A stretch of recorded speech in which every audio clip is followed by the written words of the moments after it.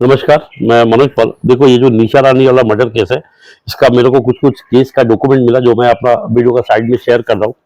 ठीक है? ये क्या है, मैं क्यों एक केस के बारे में बता रहा हूँ क्योंकि बहुत इंपॉर्टेंट है और इसमें बहुत कुछ सीखने का है। मर्डर क्यों हुआ?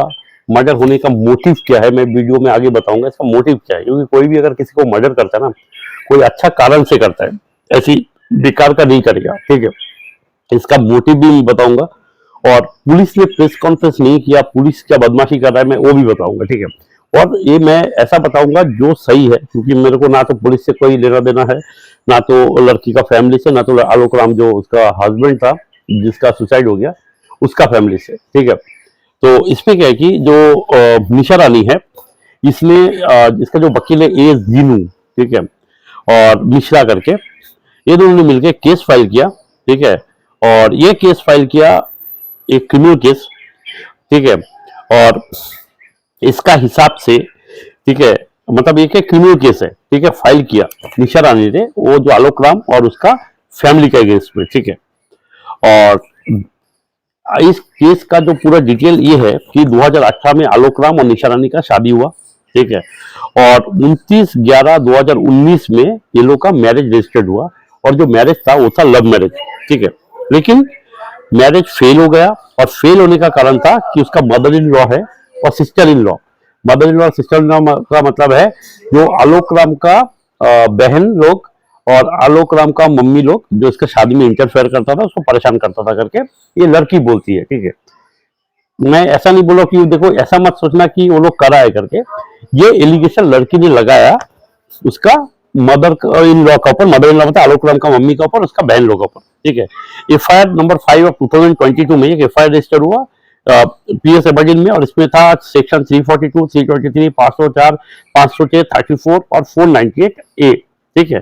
तो डोमेस्टिक वायलेंस वगैरह का केस लगाया और इसमें पुलिस ने चार्जशीट भी फाइल किया। तो फिर से मैं बोल रहा हूँ, देखो, चार्जशीट फाइल करने का मतलब ये नहीं होता कि सही में वो आलोक राम और उसका फैमिली ने गलती किया है। ठीक है? मैं इंडिपेंडेंटली बता रहा हूँ जो सही है। इसका मतलब ये भी हो सकता है कि लड़की ने, देखो, आजकल बहुत लॉ का मिसयूज भी होता है, तो कर भी सकता है और नहीं भी कर सकते। ठीक है? और लेकिन इन लॉज क्या बोल रहा है कि इन लॉ उसको मतलब जो मैट्रिमोनियल होम है, ठीक है, वो हमें रहने नहीं देता है, उसको परेशान करता है। ये आलोक राम जिंदा रहने का टाइम से ही ऐसा है करके बोल रहा है। पावर कट, जो रूम में रहता है हमें पावर कट कर देता है, वाटर फैसिलिटी को बंद कर देता है, मेन गेट को लॉक करके रखता है। ठीक है? तो ये सब करता है बोल के उसने डोमेस्टिक वायलेंस का केस रजिस्टर किया। तो ये सब का बीच में क्या हुआ, जब 27/5/2024 को आलोक राम ने सुसाइड किया। ठीक है? और ये बोलता है वो सुसाइड किया तो कोई लड़की का सामने सुसाइड किया और इसका सीसीटीवी फुटेज भी है करके बोल रहा है। ठीक है? मैं तो सीसीटीवी फुटेज देखा नहीं, लेकिन मैं बता रहा हूँ। ठीक है? और ये मई 2024 में आलोक राम सुसाइड करने के बाद में जो एक्चुअल खेल शुरू हुआ, ये खेल ये था कि आलोक राम का जो बहन है, इसने एक विल बनाया, लड़की विल बनाया, विल बना के वो जमीन का प्रॉपर्टी को थर्ड पार्टी को बेचने लगा। ठीक है? और लड़की क्या बोलती है, जो विल बनाया ये फेक है। ठीक है? और इसीलिए क्या करा, जो निशा रानी है वो नेहा पाठक राक्षस करके कोई है जो ग्राफोलॉजी एक्सपर्ट है, जो सिग्नेचर सही है कि नहीं उसको देखता है, वो क्या बोला कि वो फॉर्ज है। ठीक है? तो गवर्नमेंट ऑफ इंडिया रजिस्टर्ड है, लेकिन देखो ये एक्चुअल है कि नहीं पुलिस कैसे पता करता है? पुलिस क्या करता है, जो CFSL लैब है, फॉरेंसिक लैब है, जो कोलकाता में, हैदराबाद में, पुणे में, वहां में ये सब सिग्नेचर भेजता है, फिर वहां में वो लोग रिपोर्ट करता है। ठीक है? तो वहां का रिपोर्ट के हिसाब से नहीं बोल रहा है, ये किसी और इंडिपेंडेंट कोई इन्वेस्टिगेटर का रिपोर्ट के हिसाब से बोल रहा है। तो SHO एबरडीन क्या करा, वो बोला कि कोर्ट का सामने बोला कि हम लोग क्या करना, ये CFSL कोलकाता में भेजना पड़ेगा ये वेरीफाई करने के लिए कि ये जो नेहा पाठक जो बोलता है ग्राफोलॉजी एक्सपर्ट कि उसका सिग्नेचर फेक है, वो है कि नहीं पता करने के लिए। ठीक है? और अंडमान निकोबार में जो फेक विल का सिस्टम है ये बहुत ही ज्यादा है। हैवलॉक में बहुत जमीन इस तरह फेक विल बना के बिक गया, इसलिए मैं विल वगैरह को कोई भरोसा नहीं करता हूँ। और ये विल फेक भी हो सकता है, सही भी हो सकता है, कोई बोल नहीं सकता। ठीक है? क्योंकि जो साइन करने वाला ऑलरेडी सुसाइड करके मर चुका है, आलोक राम, जो मई 2024 में मर चुका है। नेक्स्ट एक कहानी में आता है अर्चना कुमारी। ठीक है?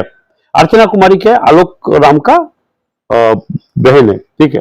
वो एक ये जो विल है वो सबमिट करा और सबमिट करके म्यूटेशन के लिए दिया, ठीक है। और ये अर्चना कुमारी शादी करा तमिलनाडु में शादी करके वो सेटल हो गया। मतलब उसका जो हस्बैंड है वो तमिल है, जिसको अभी पुलिस, उसका हस्बैंड को अभी पुलिस ढूंढ रहा है, क्योंकि पुलिस का ये मानना है कि अभी जो उसका डेथ हुआ, मर्डर हुआ, क्योंकि वो तमिलनाडु से 4-5 लोग आया था जो हायर किया वाला, तो उसमें उसका हस्बैंड का हाथ है करके उसको ढूंढ रहा है, और इसको मर्डर होने के बाद इतना दिन से अभी तक उसको पकड़ नहीं पाया, ठीक है, वो छुपा हुआ है। पुलिस से भी मेरा बात हुआ। देखो ये मैं जो भी चीज बता रहा हूँ, कोर्ट का ऑर्डर, पुलिस का जो इंफॉर्मेशन, मेरा अंदर पे जो पुलिस वाला जो इंफॉर्मेशन दिया, ये सारे चीज को मैं कनेक्ट करके बता रहा हूँ। मैं निशा रानी का भी पर्सनल कोई रिलेटिव से बात किया, और जो मतलब उन लोगों का फैमिली वाला से भी मैं सब कलेक्ट करके बता रहा हूँ। दूसरा है जो मिस केस नंबर 55 2024, ठीक है, इसमें क्या करा, सीजीएम के पास कंप्लेंट दिया था, तो सीजीएम ने क्या बोला कि ये केस को एबरडीन को पुलिस स्टेशन का जो एसएचओ है उसको बोला तुम इन्वेस्टिगेट करके एक रिपोर्ट सबमिट करो, ठीक है।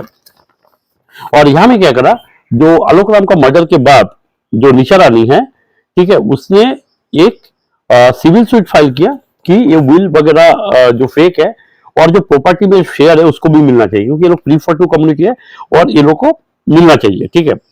और ये जो सिविल केस फाइल किया, इसमें बहुत सारा पार्टी है, कमला देवी जो आलोक राम का मदर है, सिस्टर लोग है, अर्चना है, ठीक है, फिर प्रवीण है, आर शिवा कुमार, बिपिन प्रसाद, एक्का, रेणु सिंह, एम मुत्तू, ये पांडियन, सुनीता शर्मा, कुलदीप टोप्पो, इस तरह करके टोटल 27 मेंबर है। मैं जो साइड में दे रहा हूँ। और मुझे ये भी पता चला जो निशा रानी का जो आलोक राम से शादी हुआ पहला मैरिज नहीं है, इसलिए शायद सेकेंड मैरिज है, ठीक है, मैं कंफर्म नहीं बता सकता, जो मुझे इन्फॉर्मेशन मिला है। और ये भी पता चला कि देयर इज सम डिस्प्यूट था निशा रानी का और जो आलोक राम का सिस्टर का हस्बैंड का साथ में कुछ डिस्प्यूट वगैरह था। मतलब ये बहुत ही कॉम्प्लिकेटेड है, ठीक है। तो इसमें मैं शॉर्ट नहीं बताता हूँ। पहला बात है मोटिव क्या था। देखो इसमें दो मोटिव इसमें आता है, क्योंकि मर्डर करने के लिए मोटिव होना चाहिए, बिना मोटिव का कभी कोई मर्डर नहीं करेगा। पहला मोटिव है प्रॉपर्टी डिस्प्यूट, दूसरा मोटिव है एक्स्ट्रामैरिटल अफेयर का, ठीक है। तो मैं इन डेप्थ में तो नहीं बता रहा हूँ, ठीक है, क्या है एक्स्ट्रामैरिटल अफेयर आप समझ सकते हो, ठीक है। ये दो चीज का मैटर में आ रहा है, ठीक है। और थर्ड चीज ये आ रहा है कि पुलिस ने इसको सही तरीके से इन्वेस्टिगेट किया कि नहीं किया, ठीक है। क्यों? क्योंकि पुलिस ने आज तक कोई प्रेस कॉन्फ्रेंस नहीं निकाला, प्रेस रिलीज जो होता है नहीं निकाला कि इसका मोटिव क्या था, ठीक है। और उसका जो ये है क्या ब्रदर इन लॉ है, मतलब आलोक राम का सिस्टर का जो हस्बैंड जो तमिलनाडु से है, उसको अभी तक क्यों नहीं पकड़ पाया, ठीक है। पैसा का ट्रांजेक्शन कितना हुआ है, ठीक है। क्या ये जो मर्डर करने आया था तमिलनाडु से, क्या वो लोगों को पैसा वैसा दिया कि नहीं दिया, और लोकल अंडमान निकोबार पर कितना, क्योंकि 27 जन जो जमीन का डिस्प्यूट में है, जो निशा रानी ने सिविल केस फाइल करके रखा है, उन लोगों का इन्वॉल्वमेंट इसमें है कि नहीं, क्योंकि जमीन का मैटर है, करोड़ों का प्रॉपर्टी का मैटर है, ठीक है। और इसमें कोई पुलिस निकालता नहीं। देखो पुलिस को भी हम लोग ब्लाइंडली भरोसा नहीं कर सकता, क्योंकि पुलिस भी इस तरह केस में उचक पचक करके बाद में क्या करता है, पैसा वैसा लेके सेटल करवा देता है, ठीक है। तो ये है। और तीसरा बात यह है, देखो लड़की को शादी करने के लिए हमेशा लड़की का बैकग्राउंड सर्च करना बहुत जरूरी है। देखो एक लड़की को शादी करके आलोक राम का फैमिली बर्बाद हो गया, क्योंकि आलोक राम तो पहले मर गया और उसका पूरा फैमिली अभी जेल में है, ठीक है। उसका जीजा से लेके दीदी सब होगा, अभी जितना पकड़ा जाएगा सब एक करके। और निशा रानी उसका भी मर्डर हो गया, ठीक है। और उसका मर्डर का केस में आलोक राम का फैमिली वाला जेल में है, और निशा रानी का मर्डर हो गया करके उसका फैमिली वाला परेशान है। तो सोचो शादी से, एक शादी, गलत शादी से कितना बड़ा 2-3 फैमिली खत्म हो गया, 2-3 फैमिली। क्योंकि उसका तमिलनाडु में जो उसका फैमिली में जो शादी हुआ, उसका लड़का का जिंदगी खराब, उसका बहन का जिंदगी खराब हो गया, लड़की का जिंदगी खराब हो गया, मतलब निशा रानी का, आलोक राम का जिंदगी खराब हो गया, निशा रानी का फैमिली, पापा मम्मी का लाइफ खराब हो गया।